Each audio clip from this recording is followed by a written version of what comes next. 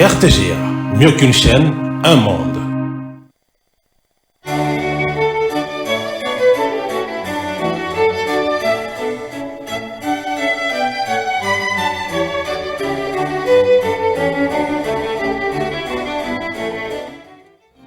Ce journal vous est offert par Tango Protection. Illico Cash, ma banque mobile.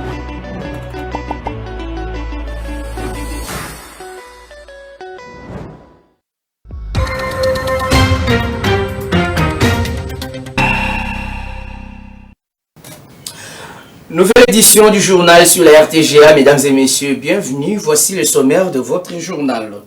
La situation sécuritaire dans la partie est de la RDC au cœur du sommet de la SADC qui s'est ouvert ce mercredi au Zimbabwe. Le chef de l'État congolais Félix Tshisekedi et d'autres chefs d'État de l'Afrique vont également évaluer les progrès de la SAMI-DRC.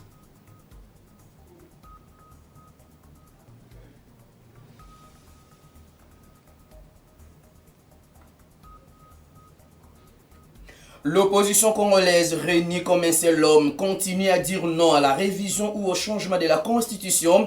Dans une déclaration faite ce mercredi à Kinshasa, ses leaders estiment que cette initiative du pouvoir en place représente une menace grave pour la souveraineté nationale.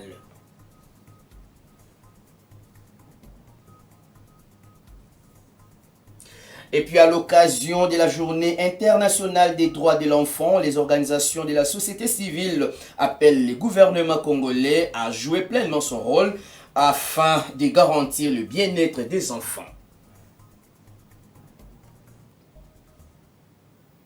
Vous avez bien fait de choisir la RTGA pour vous informer, promouvoir l'innovation en vue de découvrir des nouvelles perspectives de croissance et de développement économique durable en faveur de l'industrialisation de la SADC. C'est le thème choisi pour le sommet extraordinaire des chefs d'État et des gouvernements de la communauté pour le développement de l'Afrique australe, SADC, qui s'est ouvert ce mercredi à Harare, capitale du Zimbabwe. Un communiqué final de cette séance à huis clos des chefs d'État et des gouvernements est attendu à la fin. La situation sécuritaire en République démocratique du Congo fait partie des sujets au cœur de ces assises. Cette rencontre réunissant plusieurs chefs d'État se concentrera également sur l'évaluation de la mission des troupes de SAMI-DRC dans le Nord Kivu, près d'un an après leur déploiement en appui aux forces armées de la République démocratique du Congo, FARDC. Dans le même chapitre, piloté par le ministre congolais de l'Urbanisme et Habitat, représentant la ministre d'État aux Affaires étrangères, les travaux du Conseil de paix et sécurité de l'Union africaine se sont clôturés à Kinshasa sur une note de satisfaction. Les participants à ces assises ont discuté sur les défis et perspectives des mises en œuvre des programmes de désarmement, démobilisation et réinsertion DDR et reconstruction, développement post-conflit RDPC. L'ambassadeur congolais en Éthiopie, qui salue les conclusions de cette réunion, appelle les pays de la sous-région à la solidarité pour créer un climat de paix. Les Jean-Léon Gandou restent convaincus que la recherche de la paix passe également par le strict respect de l'acte constitutif du Conseil de paix et sécurité de l'Union africaine. On l'écoute. La recherche de la paix et que cette paix n'est possible que si tous les États membres adhèrent à leurs engagements inscrits dans l'acte constitutif qui a créé l'Union africaine, c'est-à-dire non-ingérence dans les affaires intérieures des autres États, non-agression contre les autres États, strict respect de l'intégrité territoriale et de la souveraineté de chaque État, strict respect des frontières héritées de la colonisation. Je crois que ça, c'est un postulat. Ça, c'est la condition sine qua non de la recherche de la paix dans le continent. Et que si tous les États membres, dans tous les conflits qui affectent le continent, que ce soit le Soudan, que ce soit l'Est de la République démocratique du Congo et la région des Grands Lacs, que ce soit la Somalie, que ce soit le Mozambique, si tous les pays de notre continent adhèrent aux prescrits et aux engagements et obligations qui découlent pour eux de ces 4 piliers juridiques, je pense que nous pourrons progressivement, par la médiation, par beaucoup d'efforts, arriver à la paix et à la sécurité. Cependant, malheureusement, nous n'y sommes pas encore. Il y a encore le sang qui coule, que ce soit à l'est de la RDC, au Soudan, au Mozambique et en Somalie. Donc, en attendant que nous ayons toutes les conditions idéales pour la pacification totale du continent, nous devons, au cas par cas, essayer d'intervenir pour aider, par exemple, dans les programmes de désarmement, démobilisation et réinsertion. La mission parlementaire de l'Assemblée nationale de la République démocratique du Congo a séjourné à Kampala du 12 au 18 novembre 2024 pour échanger avec les autorités ougandaises et les groupes d'amitié RDC-Ouganda sur le renforcement de la diplomatie constructive pour la paix entre les deux nations africaines. Cette mission a présenté son rapport mardi au président de l'Assemblée nationale, Vital Kamerhe, qui s'est dit satisfait. Reportage du Merci Diaka.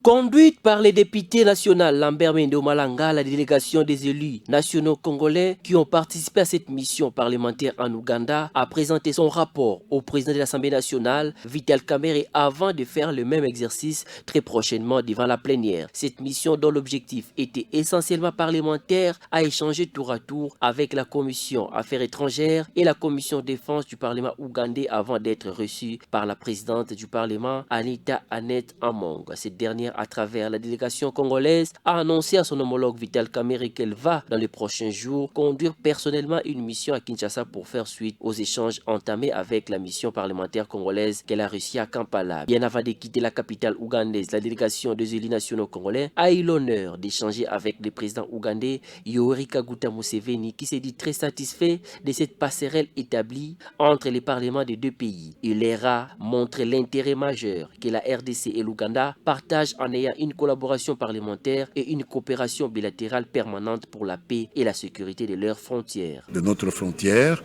l'Ouganda est le pays qui a la plus longue frontière avec la République démocratique du Congo et que cela confère à nos relations avec ce pays un caractère stratégique dans la situation de déstabilisation actuelle que nous connaissons suite à l'agression injustifiée que nous subissons de la part d'un autre pays frontalier, pour faire en sorte que nous puissions ensemble étudier les voies et moyens de ramener la paix et la convivialité dans la région des Grands Lacs. Satisfait, le président de l'Assemblée nationale, Vital Kamerhe, a félicité le travail abattu par ses délégations.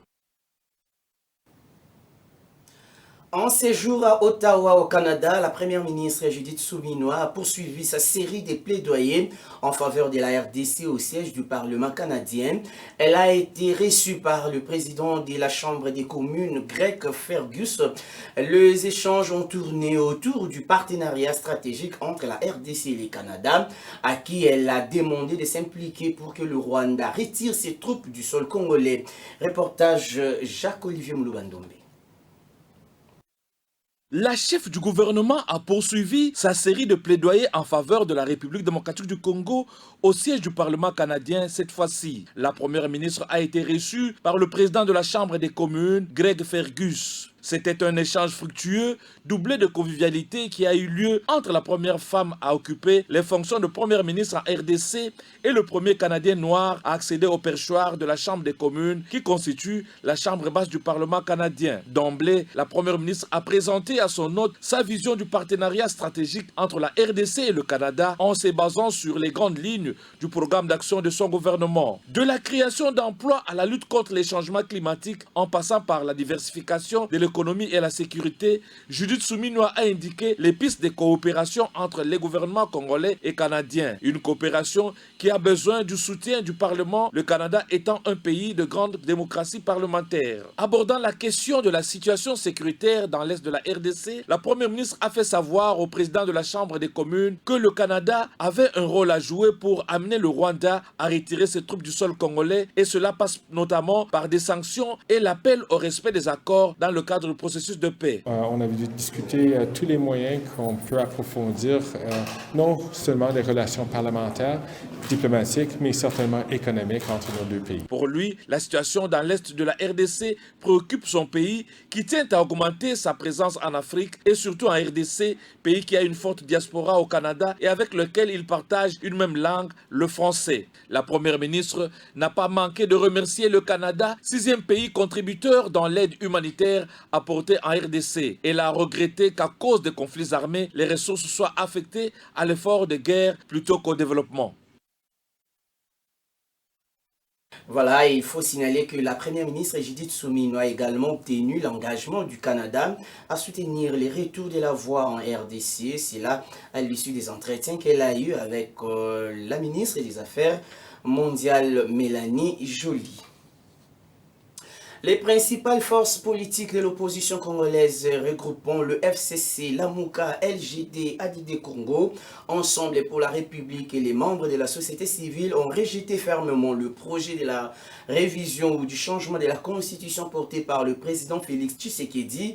Cette initiative, selon elle, représente une menace grave pour la souveraineté nationale et la démocratie en République démocratique du Congo. L'opposition a donc appelé les Congolais, aussi bien dans le pays que dans la diaspora, à organiser des manifestations pour défendre la constitution de 2006 et empêcher sa modification, surtout pour des dispositions limitant le nombre et la durée des mandats présidentiels. Suivez tour à tour Emmanuel Ramazani Shadari, secrétaire permanent du PPRD, et Devos Kitoko, secrétaire général de l'ECD, au micro d'Elvis Ebama.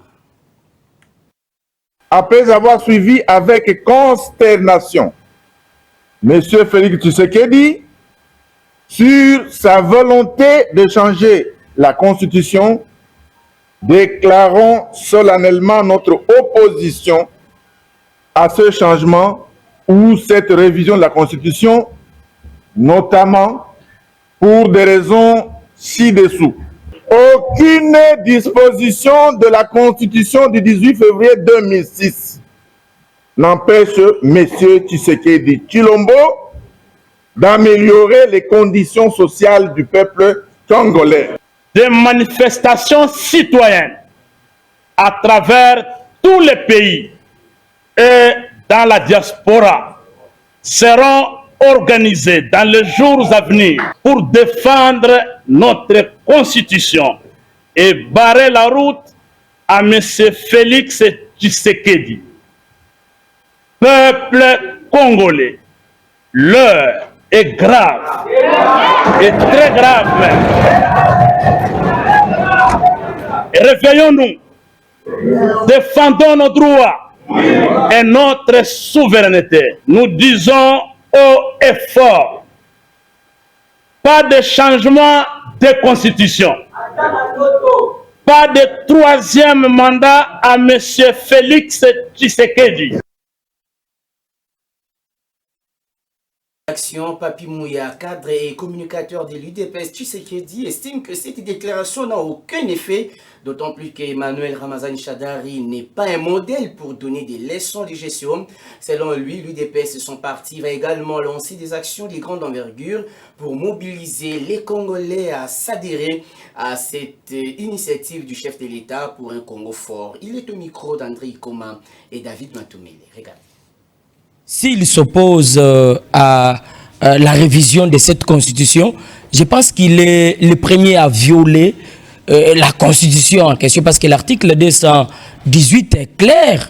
Ils ne peuvent pas s'opposer à la révision de la constitution. Et nous croyons aussi qu'il est de leur droit. Nous sommes en démocratie. Ils peuvent le faire. L'UDPS avait fait la même chose en 2006. Vous savez la suite. Nous rappelons seulement aux opposants que nous avons en République démocratique du Congo que l'UDPS maîtrise mieux ce qu'elle essaie de faire aujourd'hui. Je crois qu'il est temps, et c'est aux Congolais de pouvoir décider. Nous sommes au moins d'accord que le président de la République, Félix Tshisekedi, a été clair par rapport à cette question. La révision de la Constitution, oui, l'article 218 lui laisse le pouvoir. Et par rapport au changement, le président de la République a été beaucoup trop clair. Il a dit qu'il laissera le pouvoir au peuple, parce que c'est au peuple de décider que les soi-disant opposants que nous avons en République démocratique du Congo, c'est des personnes qui n'ont pas eux-mêmes de position. C'est des personnes qui, à un certain moment, se perdent et essayent de suivre des choses qui ne peuvent pas, en fait, s'assumer. Quand ils feront leur marche les matins, l'UDPS, leur marche les matins, bien sûr, pour refuser la révision ou le changement de la Constitution, l'UDPS fera aussi la même chose les soirs pour soutenir la révision ou le changement de cette Constitution. Le rapport final des États généraux de la justice tenu à Kinshasa récemment a été rejeté en bloc par les syndicats des magistrats de la RDC.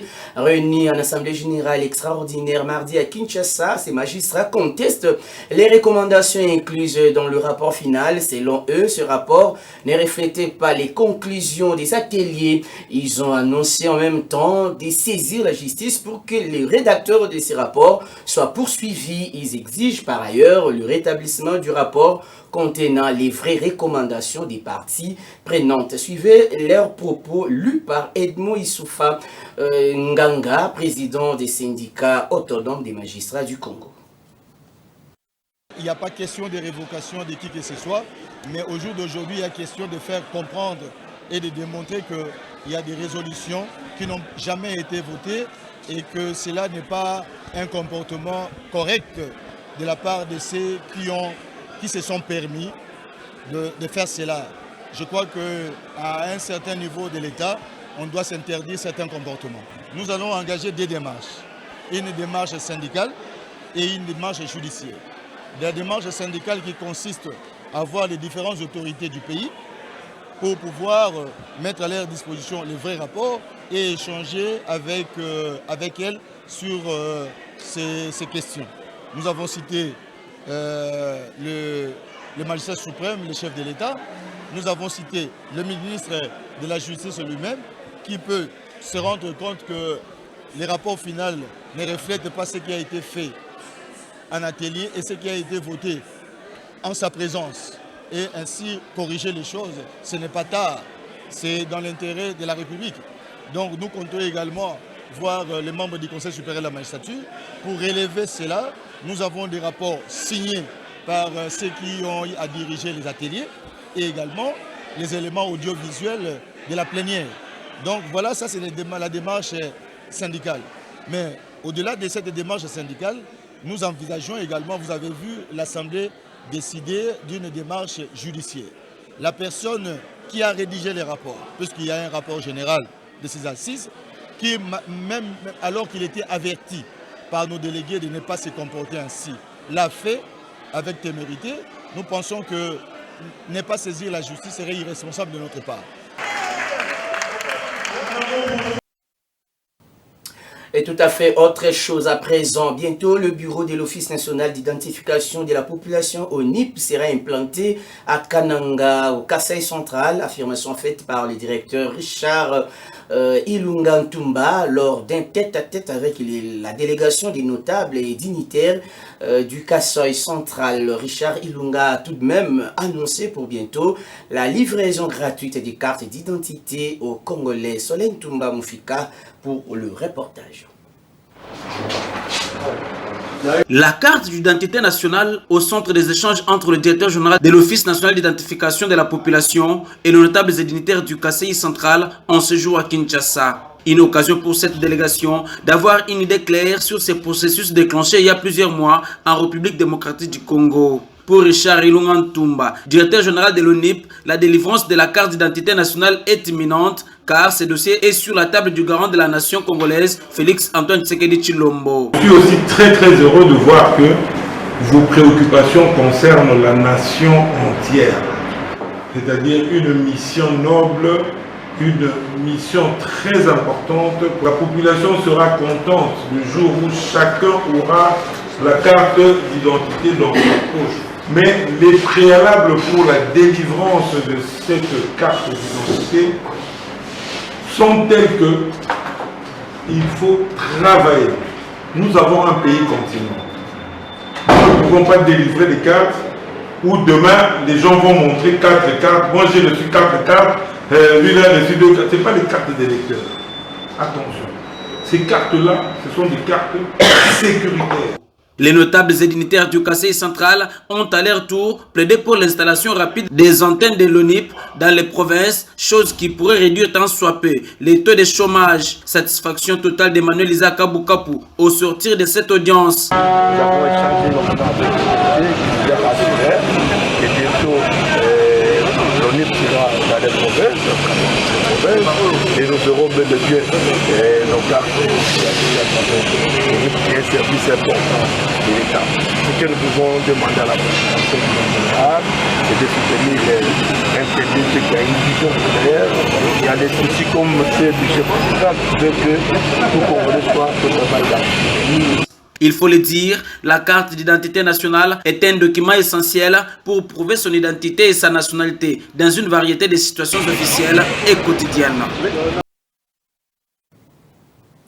D'une province à une autre, la population du territoire de Mambasa dans la province de l'Ituri vient de bénéficier d'une nouvelle centrale photovoltaïque. Un projet ambitieux qui s'inscrit dans le cadre du projet de développement local de 145 territoires, une initiative nationale visant à améliorer les conditions de vie des populations rurales en RDC. Cette source d'énergie solaire a été inaugurée mardi 19 novembre à Mambasa, bien sûr, par le gouverneur militaire de l'Ituri. C'est ce que nous dit Julie Palmer Sekoué. La réalisation de cette infrastructure s'inscrit dans un projet similaire déployé à travers le territoire de la RDC et s'exécute en étroite collaboration avec les gouvernements congolais pour garantir l'accès à une énergie propre et fiable, a fait savoir les responsables du programme des Nations Unies pour le développement l'EPNID. Avec une capacité de 120.9 kW, un système de stockage de 143 kWh, un générateur de 90 kVA et un réseau de distribution couvrant un rayon d'1 km, cette microcentrale photovoltaïque est bien plus qu'une source d'énergie. Elle présente une porte ouverte vers un avenir meilleur. Pour le gouvernement militaire de la province de l'Ituri, Luboya Kashamadjoni s'est réjoui de la construction de cette microcentrale photovoltaïque à Mambasa Centre. Il a affirmé que cette infrastructure viendra soulager les problèmes en électricité de la population de Mambasa et contribuer au développement de cette entité en réservant prioritairement l'énergie aux petites et moyennes entreprises, aux structures de santé et aux points d'addiction d'eau. Enfin, il exhorte également à tous les usagers à en faire un bon usage à la conservation comme un bon père de la famille. Les territoires de Mambasa renferment à soi toute une couche de la population. Au-delà de l'éclairage de riz de Mambasa, cette microcentrale photovoltaïque contribue à réduire les violences basées sur les genres et offre un environnement sûr pour les femmes et les enfants. De retour à Kinshasa, où la Chambre basse du Parlement a mis en place une commission ad hoc chargée d'étudier et faire des propositions pour lutter contre l'insalubrité, constructions anarchiques et embouteillages dans la ville de Kinshasa. Et cette commission, dirigée par le député national Augustin Matata Ponyo, a présenté son cahier de charges qui a été approuvé par Vital Kamere. Dieu merci, Dierka nous en parle. Présidée par le député national Augustin Matata Ponyo, cette commission ad hoc qui va étudier et faire des propositions sur l'éradication de l'insalubrité, des constructions anarchiques et des embouteillages dans la ville-province de Kinshasa a échangé avec le président de l'Assemblée nationale Vital Kamere pour lui présenter son cahier des charges afin de lui permettre de décider sur leurs termes de référence qui va conduire leur mission. Il est donc question des facteurs causaux, des conséquences, tout comme des propositions, des solutions à court, moyen, long terme soient formulées afin que l'honorable président de l'Assemblée nationale puisse transmettre les recommandations de cette commission au pouvoir exécutif. Nous allons travailler effectivement avec la ville de Kinshasa, avec le gouverneur, tout comme le président de l'Assemblée provinciale ainsi que l'ensemble des députés provinciaux. Au cours de cet entretien, la commission a présenté également l'ébauche des termes de référence élaborés à l'issue des premiers travaux de la dite commission. Le président de l'Assemblée nationale, Vital Kamerhe, a approuvé ces termes de référence en y apportant ses ajouts à travers des directives inclusives et claires et les a appelés à travailler d'arrache-pied avec la ville de Kinshasa et l'Assemblée provinciale de Kinshasa pour pouvoir délivrer les résultats bien avant la fin de cette session. La question de la salubrité de la ville de Kinshasa, des constructions anarchiques, tout comme les embouteillages, ne concerne pas uniquement la ville de Kinshasa. Vital Kamerhe a approuvé que les résultats de cette commission soient élargis à l'ensemble du pays dont les villes connaissent aussi ces mêmes types de problèmes. Et puis, le retard du paiement à répétition des salaires des enseignants a fait l'objet d'une question orale initiée par le député provincial Maître Jean-Claude Moutoubouré à l'endroit du ministre provincial en charge de l'éducation. Ces réponses données à la plénière du mardi 19 novembre n'ont pas tellement convaincu les élus du Maniema. L'auteur de la question orale demande la création d'une commission mixte Assemblée provinciale et gouvernement pour effectuer des descentes afin de s'imprégner de tout mouvement des versements des salaires des professionnels de la Craie Blanche. Suivez ce reportage de Roger Bolinda Nzenga, notre permanent depuis la ville de Kindu. Intense activité à l'hémicycle de l'Assemblée provinciale du Maniema depuis le mardi 19 novembre 2024 avec l'interpellation du ministre provincial en charge de l'éducation Marungu Kajol par le député Maître Jean-Claude Moutoubouré. Ce dernier voulait savoir la cause profonde des retards à répétition de la paix des enseignants par la structure Caritas de l'Église catholique. Les réponses du ministre provincial à la question orale avec débat de l'honorable Jean-Claude Moutoubouré et d'autres préoccupations des députés provinciaux n'ont pas totalement convaincu la plénière du mardi passé. L'auteur de la question orale émet le vœu de créer une commission mixte à l'Assemblée provinciale et l'exécutif qui feront des descentes à Kinshasa pour prélever tous les décaissements qui va éclater à coup sûr la vérité au grand jour. Ce mercredi, le gouverneur ad intérim, Corneille Katisamba Makubouli, est venu à l'hémicycle de l'Assemblée provinciale pour le dépôt des projets de l'édit budgétaire pour l'exercice 2025 au président de l'Assemblée provinciale, honorable Makonga Toboka Iki Claude. Ce projet s'élève avec un taux de croissance de 33,15% par rapport au budget de l'exercice 2024 chiffré à 305 milliards 509 millions 24 629,44. Docteur Papi Omonga Chopa, rapporteur du bureau, nous revient ici avec le gros de ces deux grandes cérémonies. Il y avait une question orale avec débat qui était adressée au ministre provincial de l'éducation, fonction publique et emploi. C'était notre collègue honorable Hussein Moutoubouré Jean-Claude qui avait adressé, qui est l'auteur de cette question-là. Le ministre a été invité hier à la plénière, il a présenté ces éléments de défense, il a répondu, et il y avait un débat. Et après, l'auteur avait recommandé que l'on puisse mettre en place une commission mixte pour voir comment trouver solution par rapport à ça. Et dans un autre registre, désormais, les acteurs de la société civile vont travailler dans un cadre approprié pour défendre les droits des enfants de la République démocratique du Congo, à peine mise en place à l'occasion de la célébration ce mercredi de la Journée internationale des droits des enfants. Ce cadre appelle le gouvernement à prendre en main ses responsabilités pour garantir le bien-être des enfants congolais. David Fidel Zolo pour le reportage.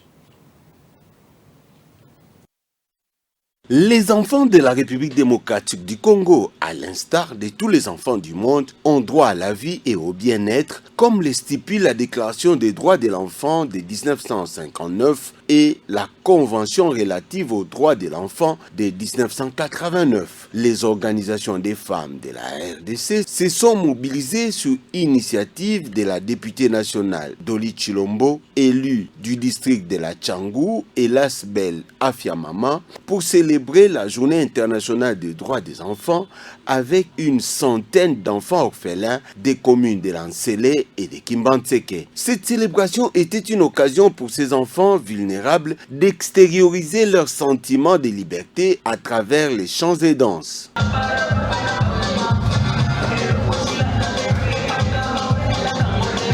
Occasion également pour les responsables des centres d'encadrement de partager avec l'assistance ce qu'ils vivent comme difficulté dans l'exercice de leurs fonctions. Message capté 5 sur 5 par les initiateurs de la rencontre qui du reste ont encouragé ces enfants avant d'inviter les décideurs à assumer véritablement leurs responsabilités pour redonner l'espoir à ces enfants. Et dans le cadre de notre fondation, venir en aide aux orphelinats ou aux démunis fait partie vraiment de nos objectifs. Donc ça rentre dans la ligne de nos objectifs. Ici, ceux qui ont organisé vraiment activité, c'était plutôt dans ce sens-là. Lelo exemple la liboso de kozayasou kate. Kozayasou kate aussi balamaboko pona bien-être yabana pona intérêt supérieur yabana. Pour bien faire les choses, les acteurs de la société civile ont décidé de la mise en place d'un cadre nécessaire de défense des droits des enfants en République démocratique du Congo. La journée s'est clôturée par la visite de certains centres d'encadrement des enfants orphelins et la remise des vivres non-vivres aux pensionnaires, un cadeau signé député national Doli Chilombo. Condamné au premier degré à 11 ans de prison pour viol, atteinte aux mœurs et mariage forcé, le pasteur Pierre Kassambakana, qui est allé en appel, crie toujours à son innocence. Les membres de la famille biologique du chef spirituel de l'église primitive saluent déjà le travail de la cour d'appel qui, selon eux, rejette les accusations de la Lisadel, partie civile au procès. La famille invite également la justice à faire son travail au regard des éléments dont elle dispose. Suivez leur réaction au micro des fils Ndoka. Je m'appelle le frère Daniel Bouya, je suis le grand frère à la sœur Meda Kassambakana. Avec cette affaire, nous avons seulement beaucoup de regrets de voir que notre jeune fille, jeune sœur, s'est mariée et ce mariage a causé des problèmes. Étant donné que nous, la famille, nous sommes d'accord avec ces mariages. Personne n'est contre ces mariages. Et je signale aussi que la fille, la jeune fille, notre petite sœur Meda, elle est toujours vierge jusqu'au jour d'aujourd'hui. C'est déplorable de voir qu'on a arrêté le père de la fille et le pasteur arrêté. Qu'est-ce qu'il a fait de mal? Il n'y a aucune infraction qu'il a commise là-dessus. La fille d'ailleurs actuellement, elle a 19 ans. Nous y croyons que la justice va faire son travail pour que le serviteur du Seigneur soit libéré parce qu'il n'y a aucune infraction. Parce que le procès, c'est le ministère public et la Lisadel contre le pasteur Kassambakana et la Lisadel qui forme ou qui constitue la partie civile a fait une demande. Peut-être qu'il s'attendait que son ami, le ministère public, allait l'appuyer.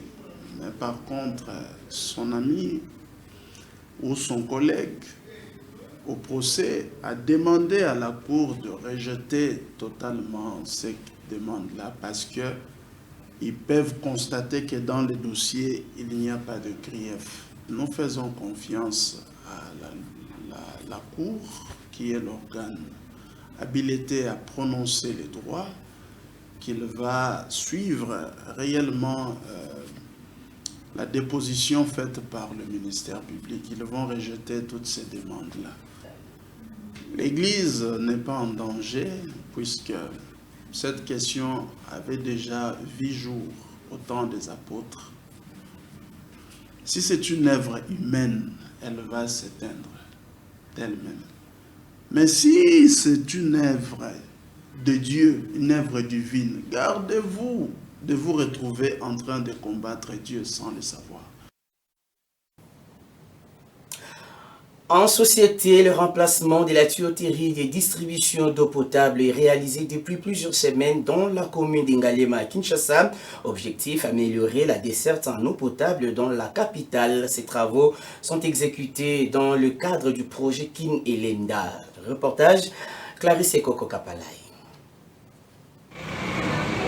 Dans plusieurs avenues de la commune d'Engalema, les tuyaux de conduite d'eau potable sont en train d'être remplacés. Pour réaliser ces travaux, les ouvriers et techniciens sont obligés de creuser et d'éterrer les anciens tuyaux pour les remplacer par le nouveau. La population de ces coins salue l'évolution de travaux et espère que la fourniture en eau potable sera bien assurée à la fin des travaux, mais seulement elle demande aux autorités de réhabiliter aussi les avenues. J'ai grandi à Pigeon, j'ai passé plusieurs années ici. S'approvisionner en eau potable était très difficile dans ce coin. Nous apprécions ces travaux de pose des conduites d'eau.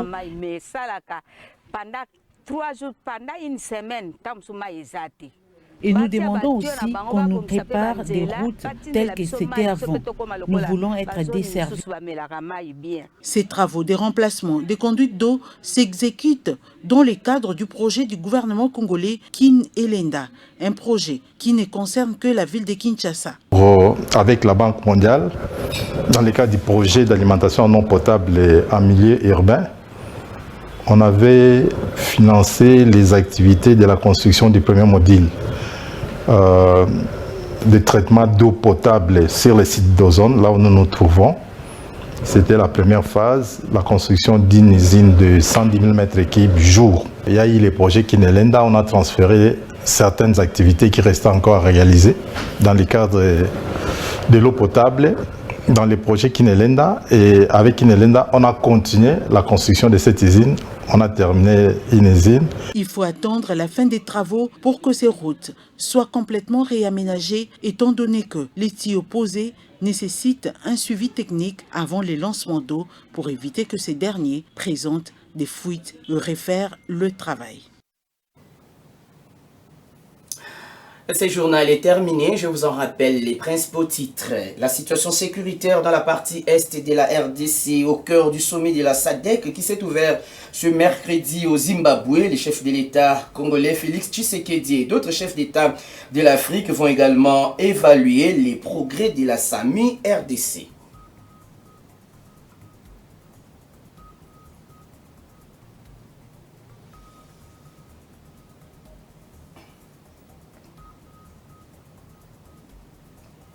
L'opposition congolaise réunie comme un seul homme continue à dire non à la révision ou au changement de la Constitution. Dans une déclaration faite ce mercredi à Kinshasa, ses leaders estiment que cette initiative du pouvoir en place représente une menace grave pour la souveraineté nationale. Vous les avez suivis dans ce journal.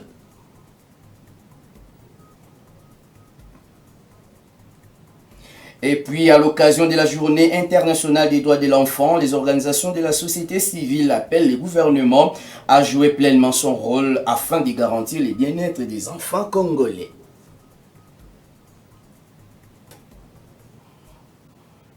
Et voilà, cette édition des nouvelles est complètement terminée. Si vous l'avez aimé, dites un grand merci à l'ensemble de l'équipe rédactionnelle et technique de la RTGA. D'ici là, portez-vous bien et bonne suite des programmes sur nos antennes. Au revoir.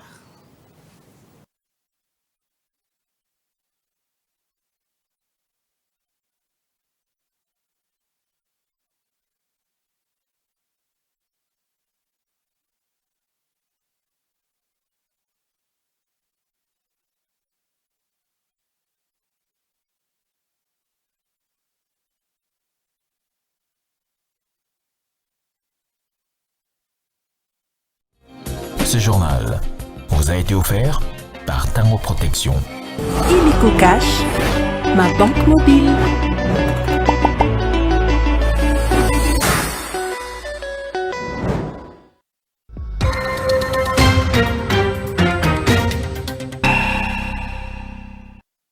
Un monde. RTGA, mieux qu'une chaîne, un monde.